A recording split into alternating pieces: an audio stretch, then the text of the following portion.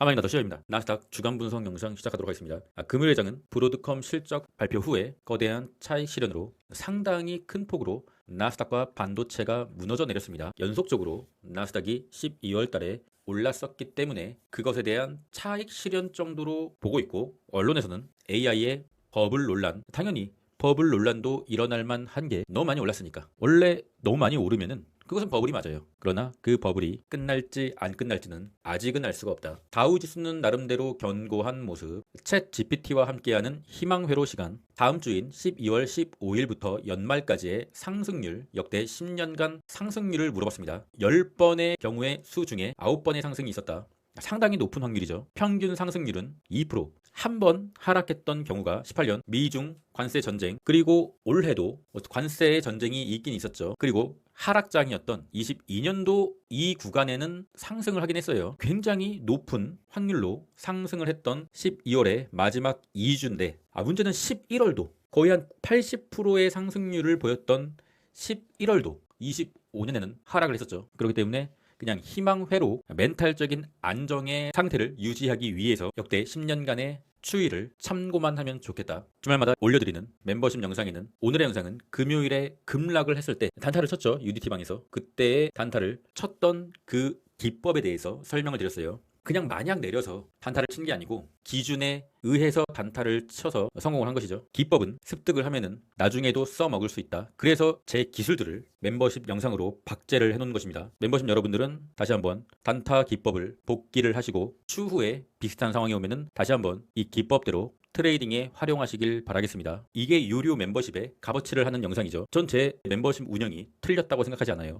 다른 멤버십 영상들도 참고하시고요. 공포지수는 42. 다시 피어로 들어온 모습. 12월에 한 번은 뉴트럴을 보여줘야 되지 않겠느냐 했는데, 보여주자마자 다시 피어로 복귀. 그러나 제 생각에는 다시 한번 뉴트럴로 가야 된다고 생각해요. 12월 남은 기간에. 그것이 당장 다음 주가 될지 연말이 될지는 모르겠는데, 말씀드렸죠. 뉴트럴에 가면은 이례적으로 여기서는 부분 매도를 실시할 필요가 있다. 푸드앤콜옵션은 0.63. 다우지수가 많이 올라서 그런지 주가는 큰 폭으로 내렸는데 푸드앤콜옵션이 0.63, 상당히 낮네요. 푸드앤콜옵션이 0.61 또는 0.62가 되면은 부분 매도를 하기 괜찮은 지점이라고 생각하는 뷰는 여전히 갖고 있습니다. 키움전사의 주간 동향을 보면은 전체적으로 다 풀롱이에요. 주가가 많이 내려서 풀롱으로 가고 있는지는 모르겠는데, 여기 숏이 없어요. 숏이 있어야만 월가의 세력은 그 숏을 죽이면서 주가를 올려주는데, 숏이 없으면은 아무래도 추세적으로 조금의 더 조정이 올 수가 있겠다는 생각을 하는 게 좋습니다. 숏이 좀 들어와야 돼요. 숏 좀 빨리 사주세요. 기움전사 여러분들. 다음 주 어닝 발표는 수요일에 마이크론의 실적 발표, 그리고 나이키, 카니발이 있는데, 우리가 주목해봐야 될 종목은 마이크론. 꺼져가는 반도체의 불씨를 살려줄 마지막 종목. 다음 주 주요 일정입니다. 다음 주는 굉장히 주가의 변동을 이끄는 일정들이 많아요. 먼저 11월 고용 보고서, 드디어 이제 실시간으로 나오는 거죠. 고용이 좀 적당히 좋지 않게 나와야 12월에 단행을 했던 금리 인하를, 명분을 계속 유지해 줄 수가 있다. 그리고 이제 11월 소비자 물가지수 CPI가 있습니다. 그리고 그토록 많은 사람들이 걱정하는 일본의 금리 결정, 언론은 금리가 오를 거라고 예측을 하고 있던데, 그래서 엔캐리 청산에 대한 우려가 나오는 것이고, 그것 때문에 증시가 계속 눌리고 있는 것이죠. 그런데 아싸리 그냥 금리 인상을 해버리고 그러면은 악재 소멸, 그러니까 계속 이게 남아있기 때문에 다음 주는 계속 이렇게 올라도 눌리고 좀 좋지 않을 수가 있어요. 월요일부터 목요일까지 계속 좋지 않을 수 있습니다. 하지만 금요일에 확실하게 악재가 터지고, 그 악재가 터지면 뭐야? 더 이상 또 다른 악재가 남아있지 않다고 하면은 증시가 좋아질 수 있는 거잖아요. 그러니까 다음 주는 어쩌면 초분할 매수의 시기가 될 수가 있다. 10월 개인 소비지출 PCE 발표도 있고, 금리 결정이 인상이 되고 PCE 발표도 적절하게 나와주면은 어쩌면은 금요일이 최저점이 될 수가 있다. 나스닥 QQQ 차트 주봉은 12월 2주차는 2%의 하락, 일주일 동안 횡보를 하다가 금요일에 다 내려버린 것이죠. 결국 한 주 동안 허탈한 장. 주봉상에는 그래도 주봉 이평선 위에 캔들이 여전히 있기 때문에 주봉의 상승 추세가 끝난 거라고 볼 순 없다. 그러나 이 전고점을 여전히 넘겨주지 못한다고 하는 것은 조금 경계는 해야 합니다. 자세한 것은 조금 후에 차트를 보면서 설명드리고요. 환율은 계속 오르고 있고 중앙 이평선이 다시 한번 하늘로 향하고 있다. 저는 개인적으로 저번 주간 영상에서도 말씀드렸다시피 정부는 환율을 잡을 타이밍을 놓친 거예요. 주봉이 돌아가면은 그것은 추세이기 때문에 다시 바로 잡으려면은 최소한 몇 달이 걸린다. 환율은 제가 생각했을 때 추가적으로 더 오를 것 같습니다. 금은 멈추지 않는다. 이날 올려드린 영상이고요. 멈추지를 않고 있습니다. 계속 박스권에 들어간 상태. 금은 일단 이 부분에서 매도를 했었죠. 매도를 하고 뭐 다시 잡아서 했으면 좋았겠지만 일단 여기서 매도를 했으니까 매도는 잘한 것 같다. 그리고 금은 다시 추세적인 상승을 예상할 수 있는 지점. 결국 항상 말씀드렸잖아요. 25년의 최종 승자는 금이 된 거죠. 사실상 빅스 지수입니다. 빅스 지수가 바닥을 보이고 이 바닥에서는 튀어 오를 가능성이 이제 높아진 거죠. 바닥을 쳤으니까 더 내린다고 생각하기보다는 하방보다 상방이 더 열려 있다. 이렇게 좀 횡보를 해줬으면 좋겠는데 이렇게 횡보를 하게 되면은 뭐 이런 식으로 횡보를 하게 되면은 주가는 조금씩 올라갈 거예요. 그런데 너무 빠르게 바닥을 찍었기 때문에 약간의 올라가는 그림을 좀 볼 수가 있겠죠. 그러다가 중앙 이평선 저항을 받고 좀 내려주면은 다시 주식시장이 좀 더 안정을 찾게 될 거예요. 빅스 지수 지금 굉장히 유심히 봐야 됩니다. 숏의 보조지표는 속스 S, SQQQ 모두 스토캐스틱 K값, D값을 아래에서 위로 터치. 이렇게 되면은 단기적인 데드캣이 나올 수 있는 상황. 현재는 데드캣이 나왔다고 생각하고는 있는데 여기서 계속 오르면은 추세를 돌려버릴 수가 있어요. 그러면 굉장히 위험해지는 거죠. 키움전사의 ETF 순매수에 숏이 들어오기 전까지는 아무래도 상승 뷰보다는 조정 뷰 또는 횡보 뷰를 보는 게 맞습니다. 그러니까 여러분이 매매하시기 전에 장이 시작하고 나서 순매수를 보시고 여기 숏이 없다. 그러면은 오늘 장도 좀 쉽지 않겠다. 초분할 매수 정도 가동해 봐야겠다. 이렇게 생각하시는 게 좋아요. 진짜 트레이딩을 잘하시는 분은 숏을 잡아도 되겠죠. 그런데 숏은 어떻게 될지는 모르니까. US100 나스닥 지수입니다. 금요일장에 급락으로 중앙 이평선에 터치를 하였습니다. 중앙 이평선을 이탈하면은 추세적인 하락이 시작되는 건데 그 경계선인 이평선에 터치를 하면서 마무리했다는 것은 아직 본격적인 조정으로 가지 않을 수도 있거나 아니면은 본격적인 조정의 초입일 수도 있다. 지금 애매모호하게 마무리를 했어요. 그러나 단기적인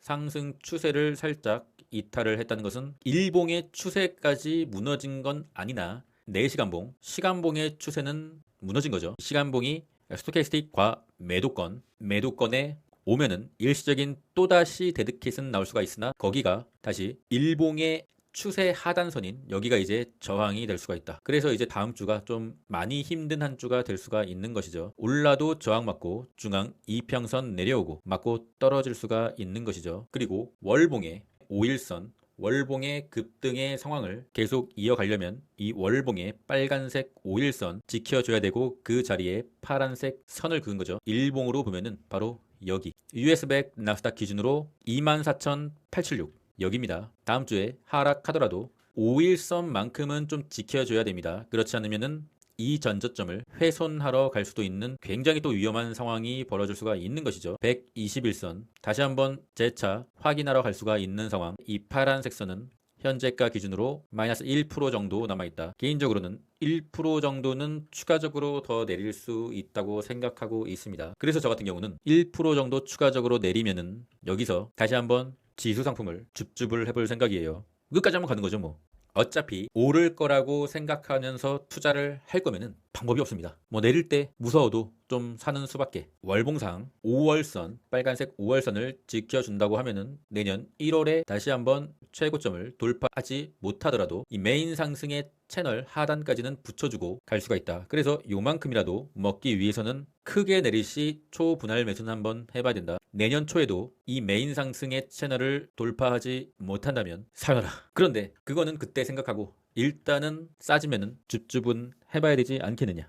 엔비디아입니다. 엔비디아가 문제인데 엔비디아가 하방의 채널 안에 있잖아요. 맞고 떨어지고 맞고 떨어지고 맞고 떨어지고 있는 상태. 여기서 좀 하방 채널에 상단선을 비비는 흐름이 나오길래 살짝 돌파 하나 했으나 금요일에도 맞고 떨어졌어요. 그리고 이제 볼린저 밴드 하단선인데 여기가 이 강한 매물대의 구간이었는데 그 강한 매물대의 구간을 이탈을 해버린다. 그럼 상당히 좀 위험해질 것 같은 느낌. 주봉상의 매물대를 봤을 시 여기가 상당히 좀 비어 있거든요. 취약한 매물대라서 좀 아픔이 좀 올 수도 있는 거죠. 그래서 엔비디아 같은 경우는 이렇게 밑꼬리로 떨어져도 이렇게 밑꼬리로 들어 올리면은 괜찮은데 이 취약한 매물대에서는 받쳐주는 매수세가 없기 때문에 이탈하면은 다이렉트로 161달러까지 내릴 수가 있습니다. 그렇기 때문에 어떠한 일이 있더라도 다음 주에 지켜내야 되는 거죠. 근데 상황은 그렇게 썩 녹록치는 않는 상황, 그냥 지켜주기를 바라는 수밖에 없습니다. 그러나 161달러까지 만약에 내린다고 하면 보유자에게는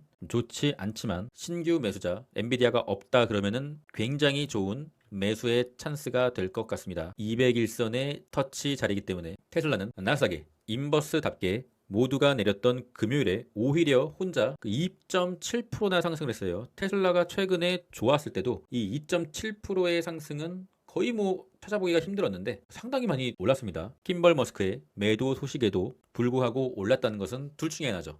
마지막 물량을 태우고 침몰하느냐, 아니면은 뭔가 진짜 강한 호재가 있어서 테슬라 혼자 마지막 상승을 시작하느냐.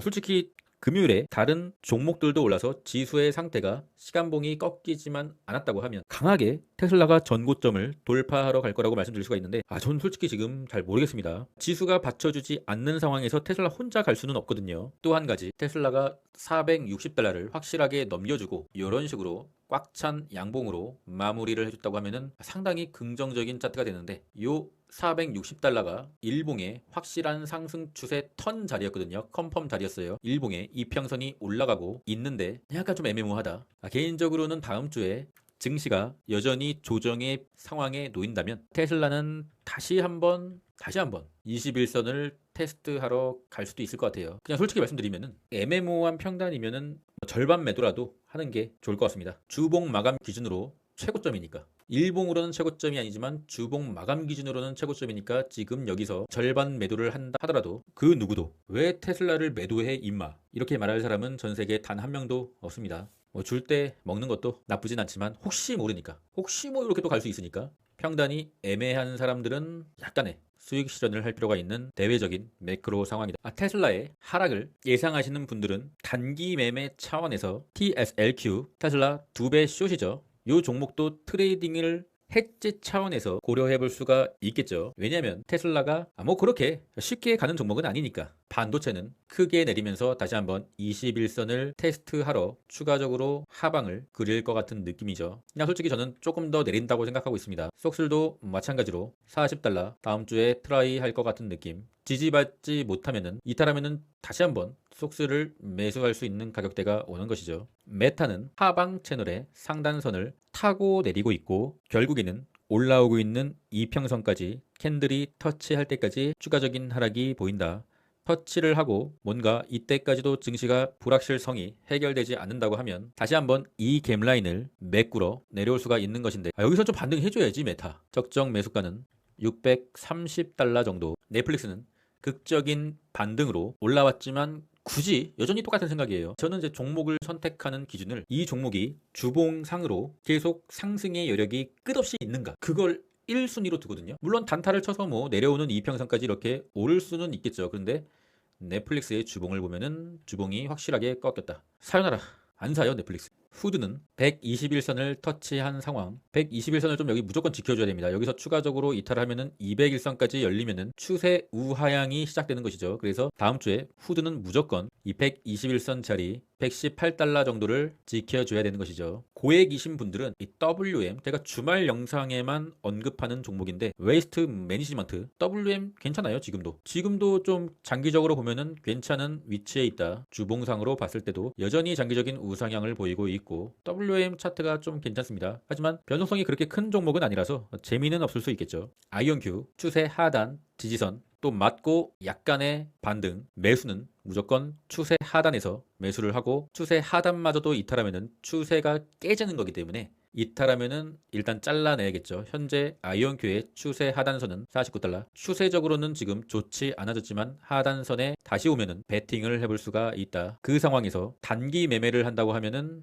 IONL, 아이온큐 2배 종목을 초단타로 기술적 반등 용도로 트레이딩 개념으로 해볼 수가 있는 것이죠. 솔라이즈는 다시 한번 저점을 갱신해버렸습니다. 개인적으로는 그래도 솔라이즈를 좀 장기적으로 본다고 하면 이 가격대가 주봉으로 봤을 시 거대한 일목균형표를 옆으로 이탈한 자리이기 때문에 여기서 다시 한번 비비더라도 추세적으로 내려오고 있는 121선의 주봉을 돌릴 수가 있다. 솔라이즈는 좀 장기적으로 봐야 됩니다. 점점 가지고 있기 좋은 가격으로 오고 있습니다. 하루 이틀 아주 짧은 트레이딩을 하는 사람들은 솔라이즈는 접근하지 마시고요. 좀 장기적으로 좀 진득하게 가지고 가고 싶은 사람들은 내려올 때마다 초분할 매수를 해봐도 좀 괜찮은 종목. 왜냐면 일봉의 장기 이평선들이 돌아가고 있고 주봉의 장기 이평선들도 내려오고 있지만 이평선들을 모으고 있다. 오클로 같은 경우는 금요일에 이제 좀 단타를 쳐서 성공을 하긴 했는데 분봉을 보고 짧은 구간을 한 5, 6% 정도 먹고 나오긴 했는데 종가를 보니까 추세를 지금 이탈했어요. 상당히 좀 추세적으로는 좋지 않아졌어요. 반등을 하더라도 이제 기존의 추세 라인 하단이 저항이 될 수가 있는 것이죠.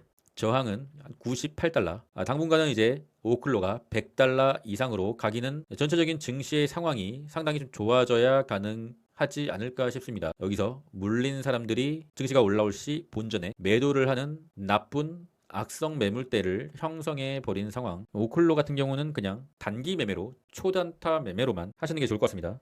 SMR도 뭐 마찬가지. 상당히 좀 차트가 시간이 많이 걸릴 수 있는 차트로 바뀌었다. 현재 뭐 중소형주 같은 경우는 금요일에 크게 조정을 받았기 때문에 조금 시간이 걸릴 것 같아요. 그래서 다음 주 초에 상황을 보고 다시 설명드리는 게 좀 나을 것 같다는 판단입니다. 그나마 이제 온다스 홀딩스는 금요일에도 크게 내리진 않고 추세 하단선을 유지해주는 모습. 월요일에 적정 매수가는 한 8.4달러 정도 추세 하단 지켜준다는 가정하에 이 자리가 오면은 매수 고려를 해볼 수가 있다. 이탈하면은 추세 이탈이니까 칼 손절 나가겠죠. 온다스 홀딩스 중소형 주 중에서는 몇 안 되는 추세가 살아있는 종목이다. 테더에 도움이 않습니다. 주말간에는 큰 무빙은 없는데 다시 한번 이 상승 추세 하단선에 입성을 해주고 이탈하지 않는 모습. 그러니까 상승 추세 이 채널을 테더 도미가 이탈해야 돼요. 이탈하고 이렇게 좀 내려줘야 됩니다. 여기서 이제 이탈했지만 다시 바로 들어왔잖아요. 이탈하고 내려줘야 코인의 헤드앤숄더 오른쪽 어깨가 만들어질 텐데 정말로 힘드네요. 코인은.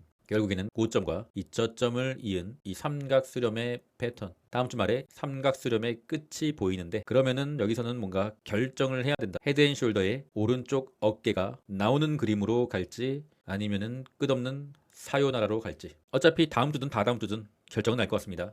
코인의 마지막 운명이 비트코인은 21선을 미세하게 돌렸다고 말씀드렸죠. 21선을 미세하게 돌렸기 때문에 여기가 이제 심리적인 마지노선이 돼서 또는 트레이딩의 기준이 돼서 요 가격에서 매수세가 좀 들어오면서 가격을 더 아래로 향하지 못하게 방어를 해줄 수가 있다. 그 정도로밖에 지금 생각할 수가 없어요. 현재 주말간에는 무빙이 없는데 원래 주말에는 코인이 그렇게 크게 움직이지 않기 때문에 다음 주에 옆으로만 이렇게 변동이 없이 횡보하더라도 내려오고 있는 하방 추세의 상단선 이 채널을 이탈하게 될 텐데 그때 조금 반등이 가능할 것인가. 98K 정도의 너무나도 강력한 매물대의 시작점이 있다. 그러니까 뭔가 좋은 소식이 터져서 98K가 오면은 여기서 다시 한번 내렸다가 뭐 이렇게 갈 수가 있겠죠. 그리고 오른쪽 어깨가 나오지 못한다면 여기서 사요나라. 게더리움은 역시나 똑같죠. 21선을 미세하게 돌리는 흐름. 그러니까 이제 21선에서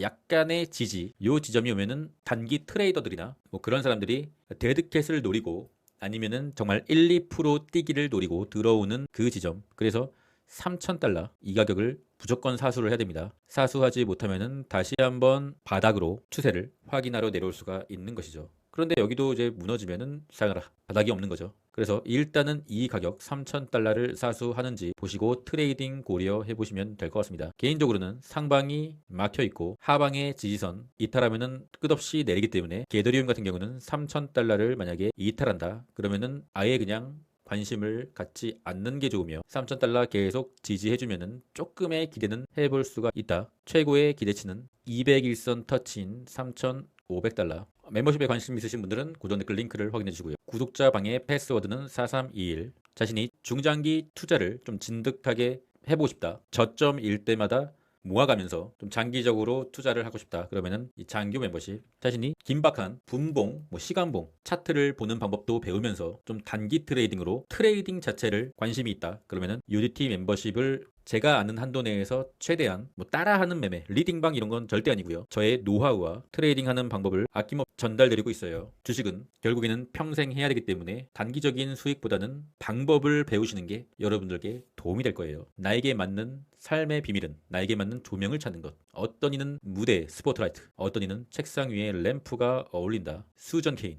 quiet. 현재는 우리는 사실상 이 책상 위에 램프지만 언젠가는 스포트라이트를 받아야 되지 않겠느냐. 그러려면 우리는 투자 공부를 해야 하고 투자를 하지 않더라도 계속 관심을 가져야 된다. 다음 주는 굉장히 변동성이 크고 어쩌면은 나스닥의 변곡점이 되거나 아니면은 단기적인 저점이 되거나 그런 상황이 올 것 같은데 항상 여러분과 가장 가까이서 최신 주식 상황을 말씀드리는 영상을 계속 제작하도록 하겠습니다. 그럼 전 끝까지 했습니다. 이상입니다.